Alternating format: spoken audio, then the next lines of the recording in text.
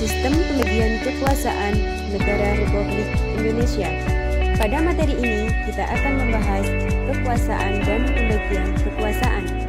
Kekuasaan adalah kemampuan seseorang untuk mempengaruhi orang lain supaya melakukan tindakan yang dikehendaki atau diperintahkannya. Berikut disajikan contoh ilustrasi kekuasaan secara sederhana.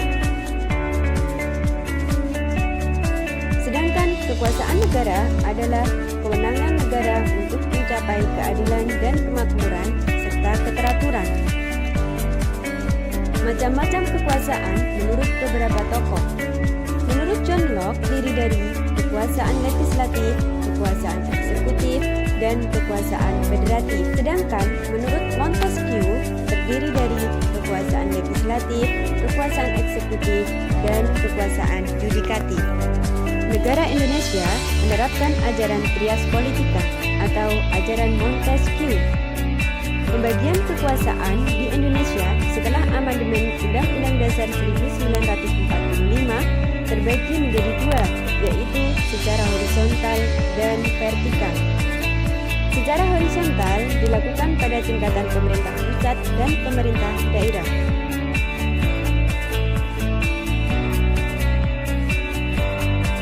Pembagian kekuasaan negara berdasarkan tingkatannya terdiri dari pemerintah pusat dan pemerintah daerah.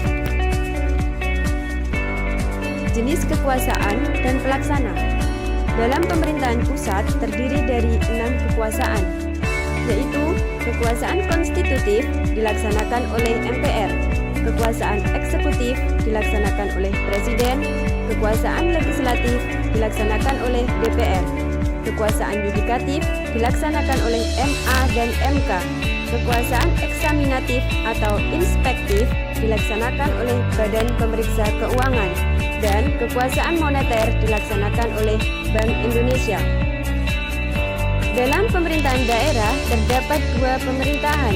Yang pertama, pemerintahan tingkat provinsi yang dilaksanakan oleh gubernur, wakil gubernur, beserta DPRD provinsi.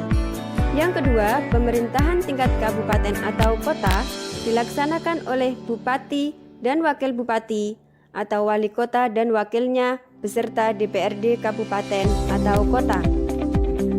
Pembagian kekuasaan secara vertikal dilaksanakan oleh pemerintah pusat dan pemerintah daerah.